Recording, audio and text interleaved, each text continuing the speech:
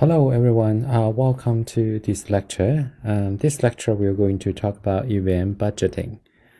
So first of all, let's look at the agenda for today's class. So today we'll be talking about, the first thing we're going to talk about is the budgeting process.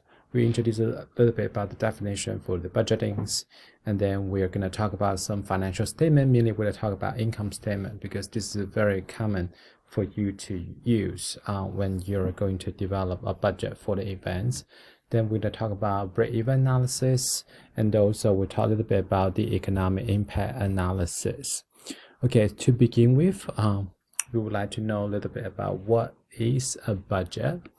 So the budget can be divided as a plan for organizations' outgoing expense and incoming revenues for a specific time period.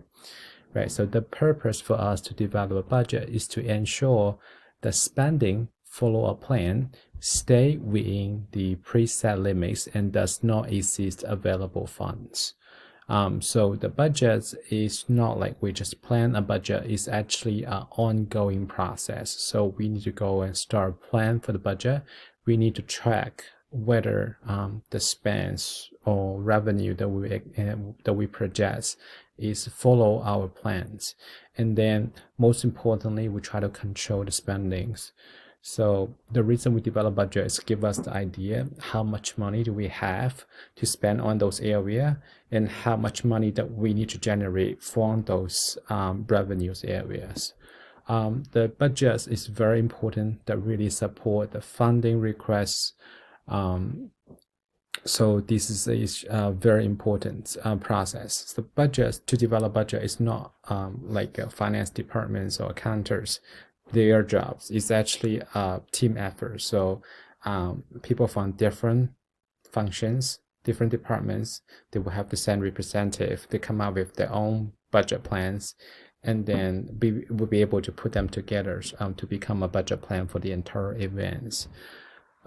So give example, if you were in a HR department, you're a manager, you would like to create a full-time position.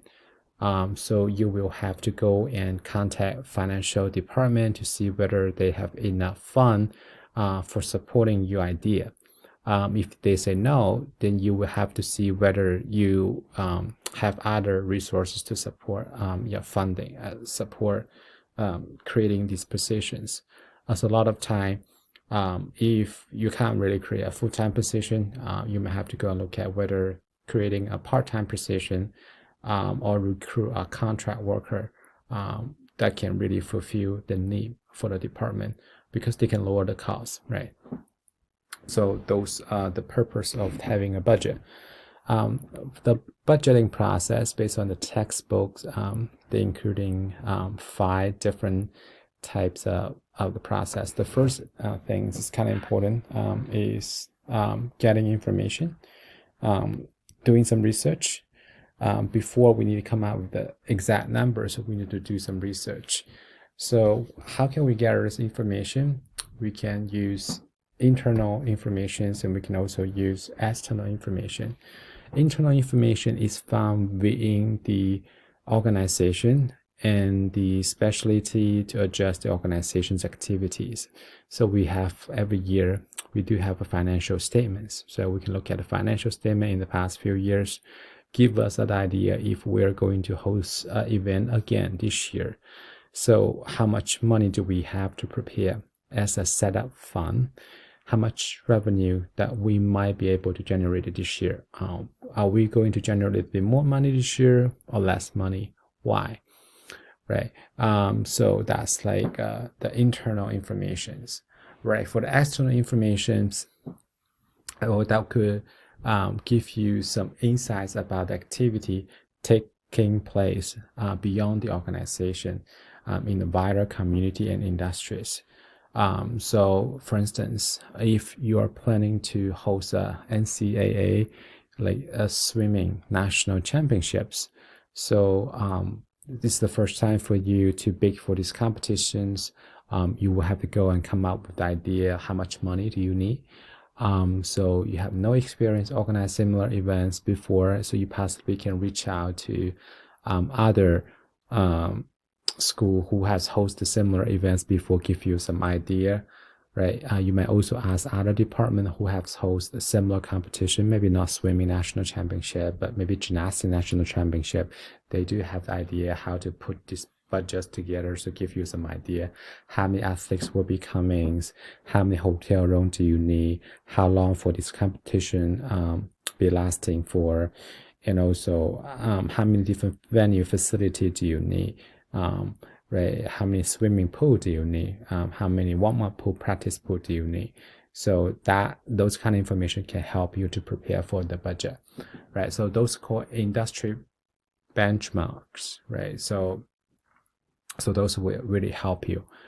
So those are how we're going to gather informations.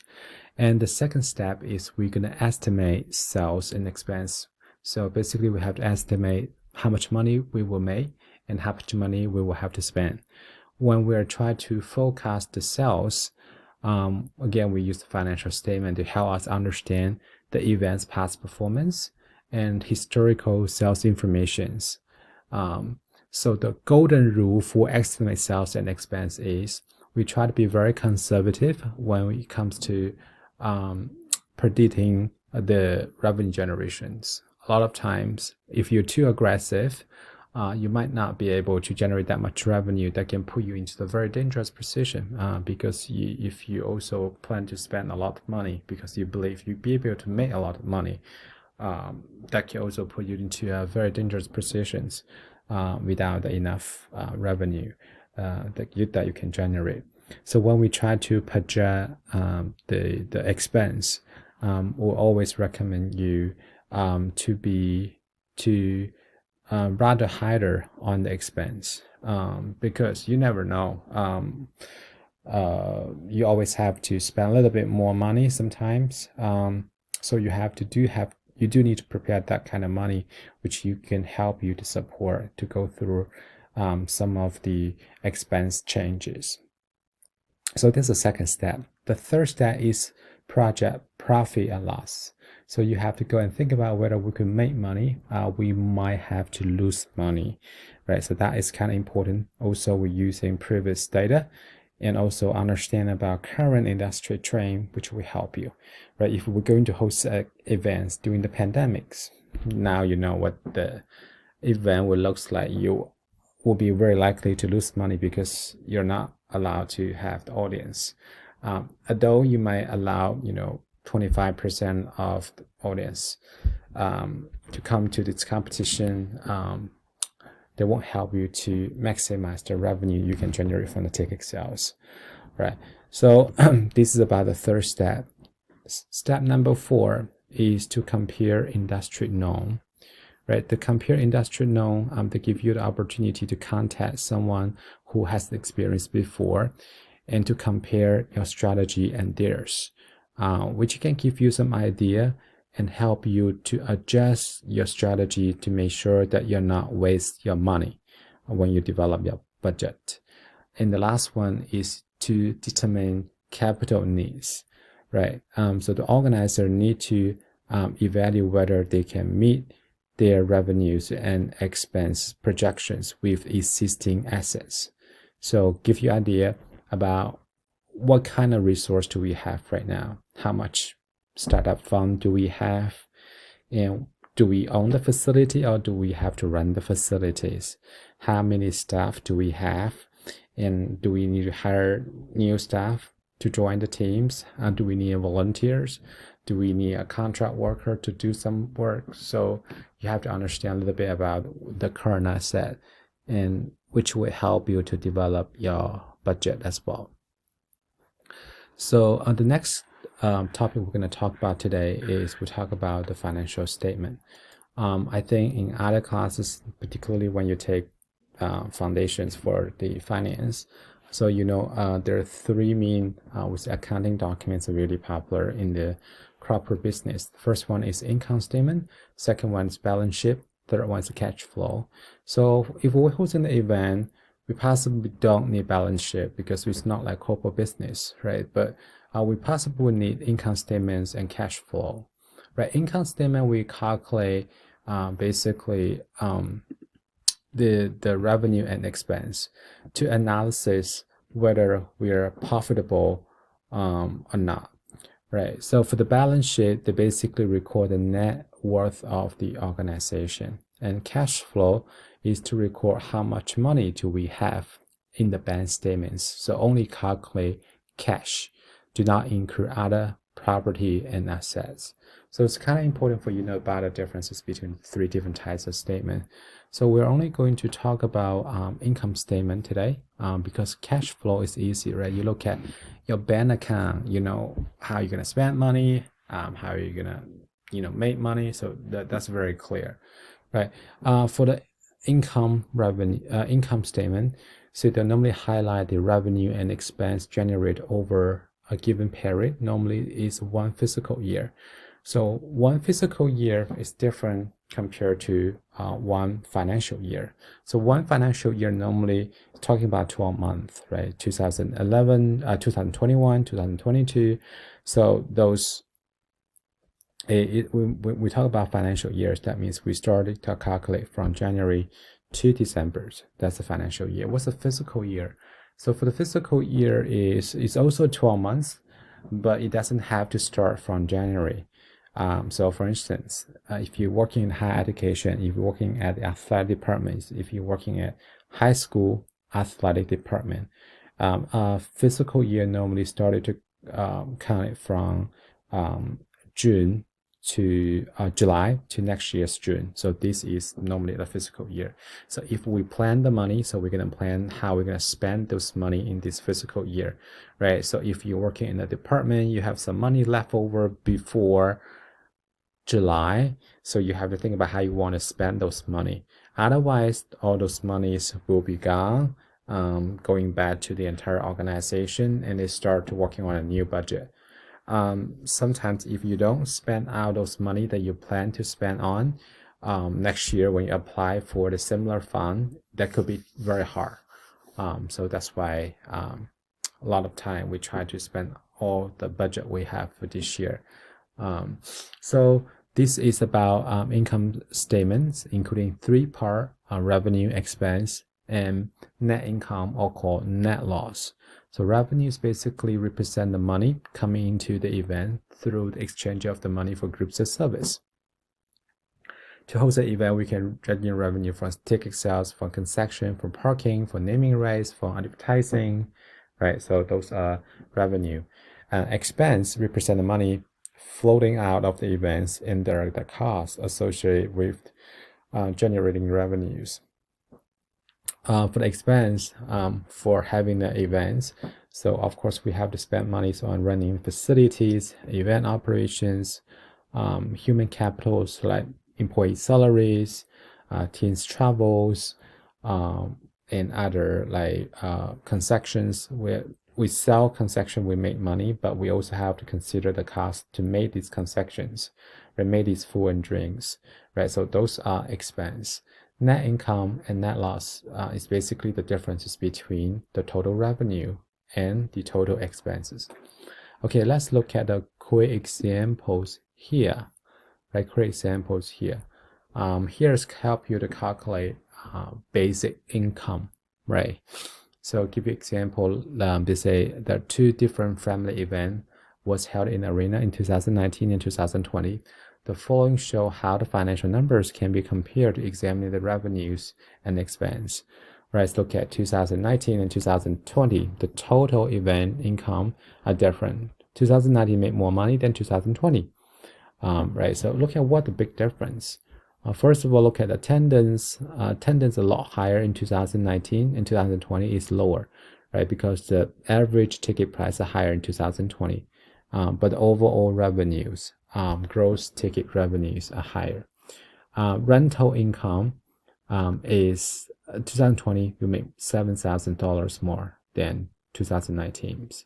Concessions income, you find out in 2020 you lost money, right? You lost money, but in 2019 you made $6,000. There's also a big difference, right? So others, other novelty incomes, it's very similar. As made $1,000 more in 2019.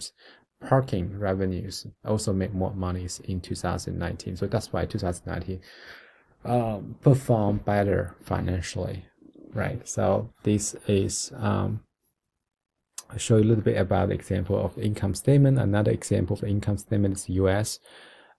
Golf Association. That's income statement. They let you know the revenue they generated from broadcasting rate, open championships, memberships, corporate partner support, and other revenues. And the operational costs from the championships, from the community outreach memberships, game service, governance, and supporting service and other programs spending, right? And then the profit, the final income, that will be the differences between those revenue and expense. Okay, to host the events, we possibly need to have some basic idea how we are able to generate revenue. So what kind of revenue that we are able to generate, right? So we basically can generate the revenue from those areas. The first thing is tickets, registrations, and memberships. When we try to predict how much money we can make for ticket sales and also registration fees or membership fee. So first of all, you need to have a better understanding about your inventory. So basically, how many tickets could you sell? So the Stadium Excel, maybe you can accommodate 25,000 spectators, but you might be only sell 20,000 tickets, because those 5,000 tickets you might have to use for other purpose. Some of the see you may not be able to see by audience. Maybe you have to use to, holding the side for the sponsors. Some of the C you might have to keep for your VIP guests or some of the visitors, right? So you have to understand a little bit about your inventory. How many tickets could you sell? For a participatory event is the same. So you have to figure out how many individuals will sign up for the competitions, right? So that related registrations. We're gonna have the competition inside the venues. How many participants could we accommodate in these competitions is something you have to figure out. So that's the first revenue source. The second revenue source is about sponsorships, right? Sponsorships, we know sponsorships, we can make money. We definitely can make money from all the sponsors, but we also need to be aware of the costs associated with the sponsorships. So when we sign agreements with our potential sponsors, we also need to think about how much money we have to spend for fulfilling their requirements. So for instance, in the contract, they may say we need 50 tickets for the competition, so you have to consider the cost, right? And they may also indicate we would like to have 6 signage inside the venues, in what locations. So those are also the costs, right? You will have to go and provide the place for them. The third revenue source is the merchandise and licensing.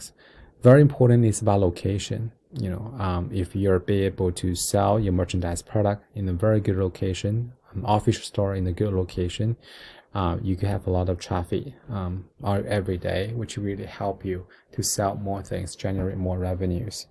In terms of foods and service, right? Foods and service sales, you have to understand what will be easier for you to sell. We can provide a lot of different kind of food, but when you watch a sports competition, you possibly don't want to offer like steaks or some other food. It's hard. It's not quite convenient to eat. You possibly want to offer more fast food because they can help you sell more and make more revenues, right? So you can think about what's the most popular food among these customers. They possibly want to have some soft drinks, hot dogs. Some people might want to have some healthy foods. Some people possibly want to eat pizza. Also, draft beer is also a pretty good sources for you to make revenues. So those are about food and beverage sales. Parking is important, right? You could go and see whether you have a big enough parking lot that you can allow those people to park their cars, right? So this is about parkings. corporate hospitalities.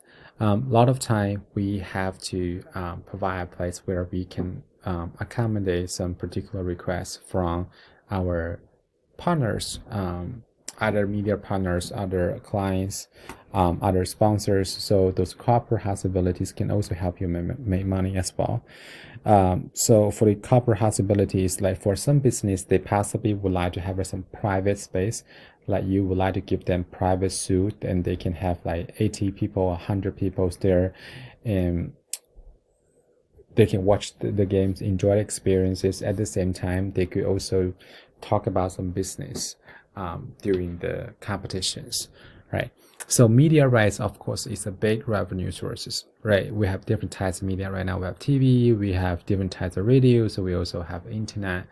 Now it's become very common. Like traditionally, sports events always sold to TV, but now with so many streaming services available right now, people are starting to sell more events right to the streaming service, because streaming service is very convenient for people to watch sports, right? So one of the example is the MFL just recently sold exclusive streaming service to Amazon. So every Thursday night football, in the past that belongs to traditional televisions, cable channels. Right now they sell it to Amazon. Amazon can provide to their Prime members. So this is also become a new revenue sources for events. So in addition to sell the media right to the traditional media, we also need to look at the new media, the opportunity for us to maximize the revenues. How can we, in what area that we have to spend money on? First of all, event operation, those expense directly related to event itself.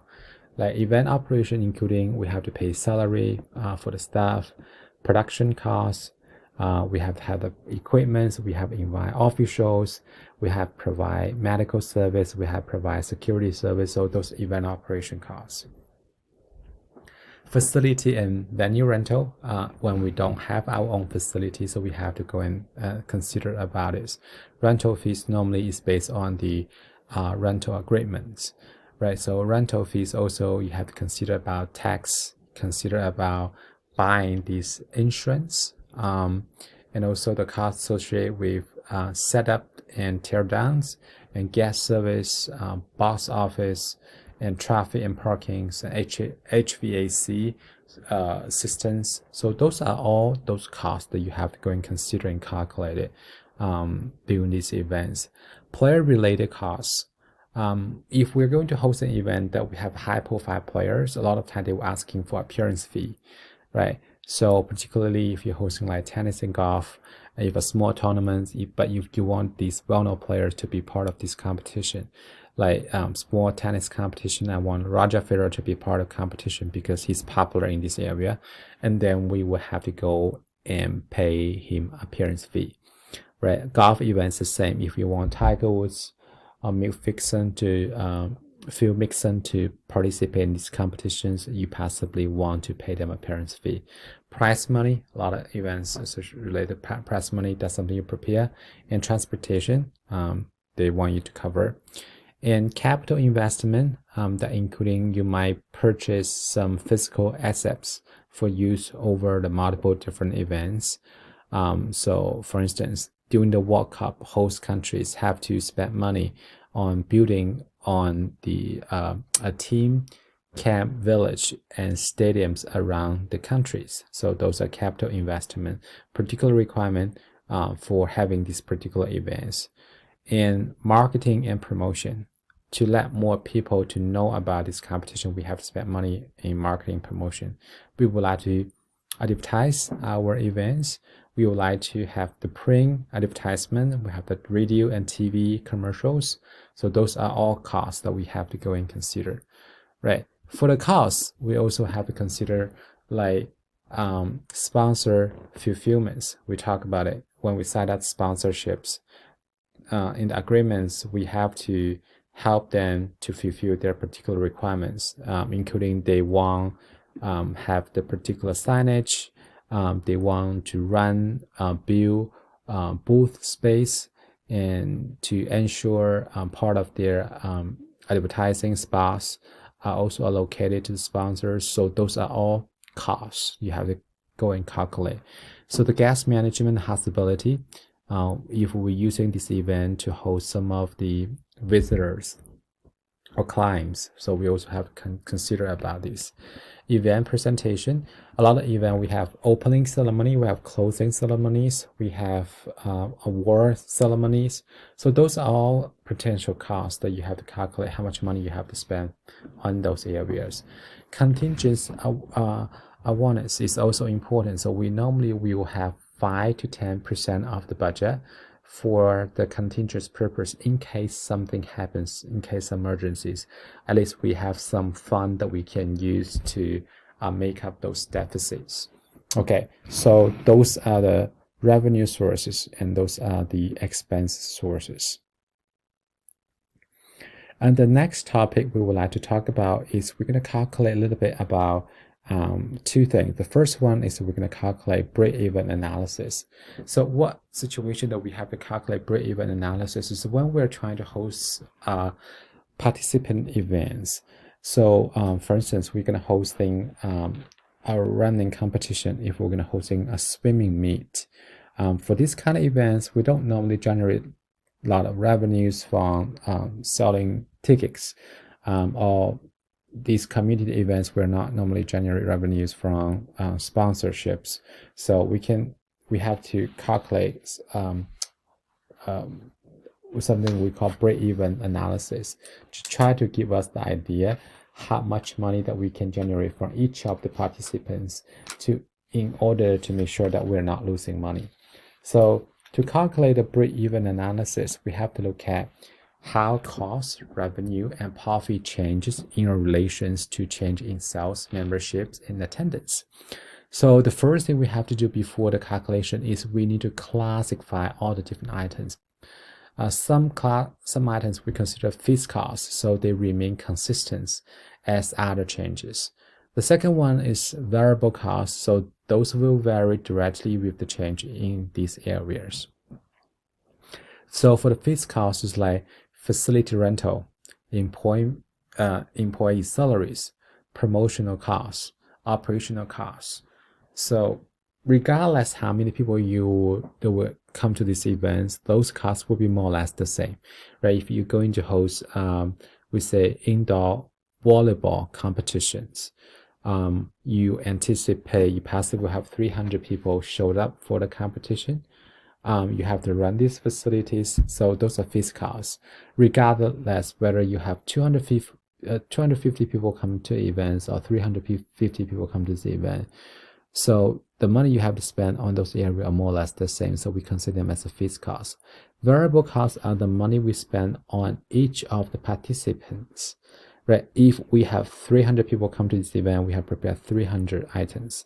Right, if I have 250 people come to this event, we prepare 250 items. So those are kind of different. So those are variable costs, right? So the total cost will be really different. To understand how to calculate this break-even point, that means when we have more people coming to this event and spend that money, so we would over the break-even point, that means we start making profit. But if we have less people coming to this competition based on the money we plan to charge them, so we're making less money, which means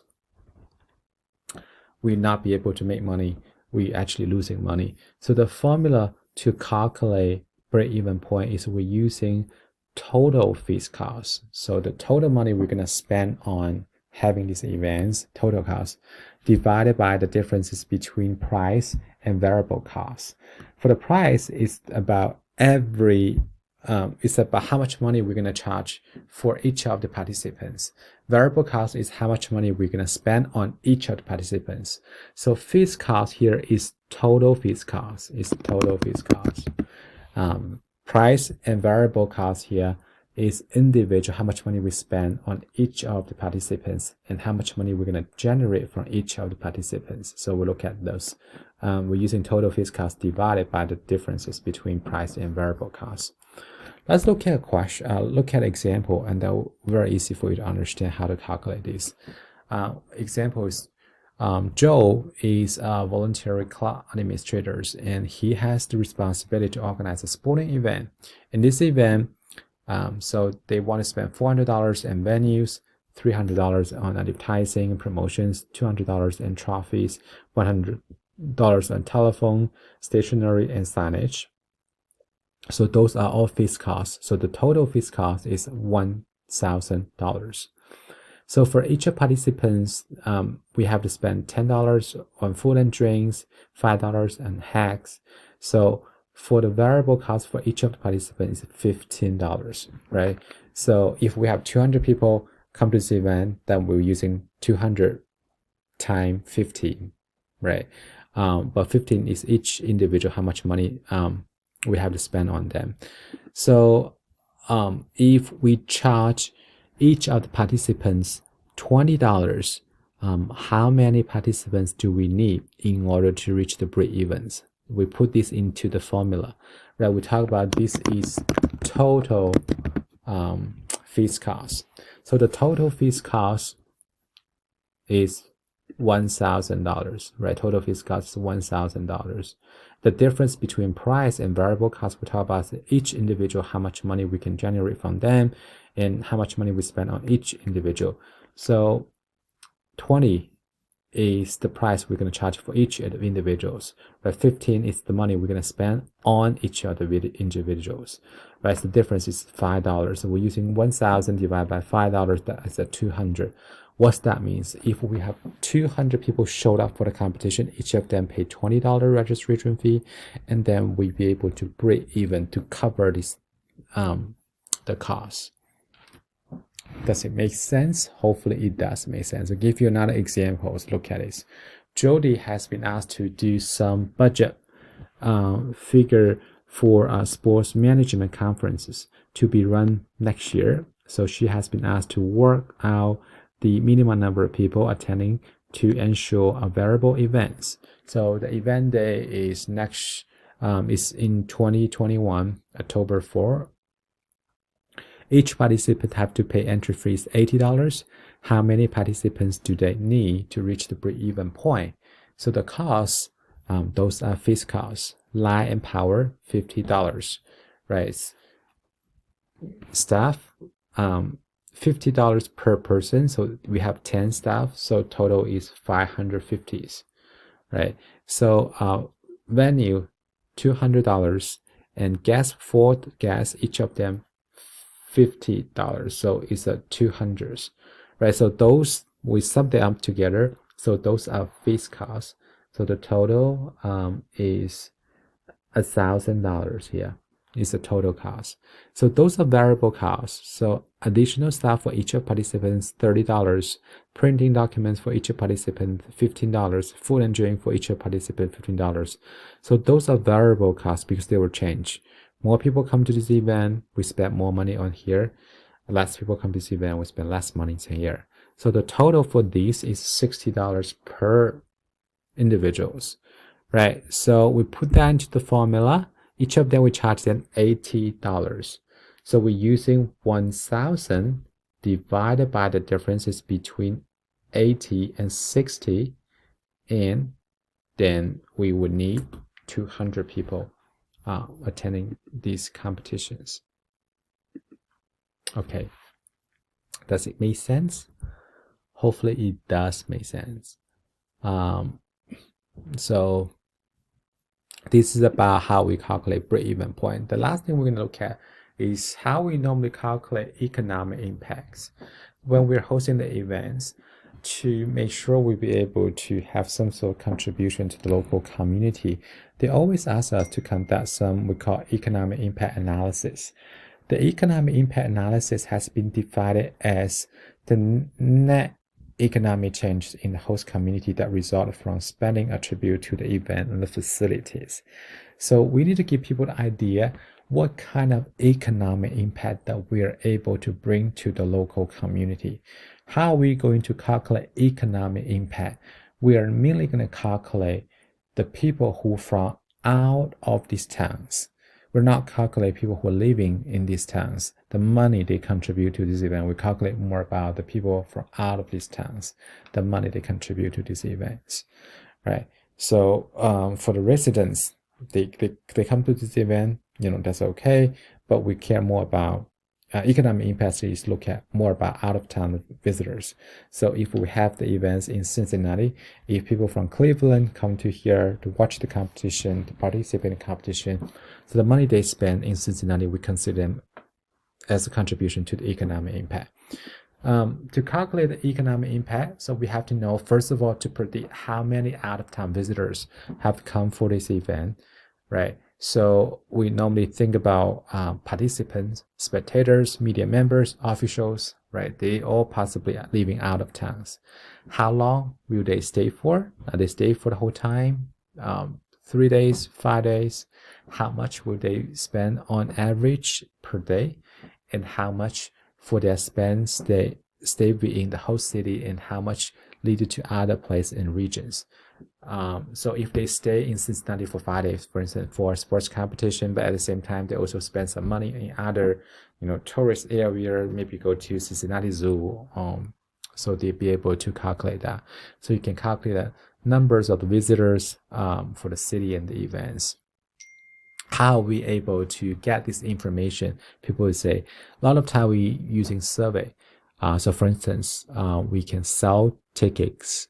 So when we sell tickets, we can gather their information. We can ask them to complete a survey when we sell them a tickets, right? So give us some idea how much money they're planning to spend coming to Cincinnati for attending the events.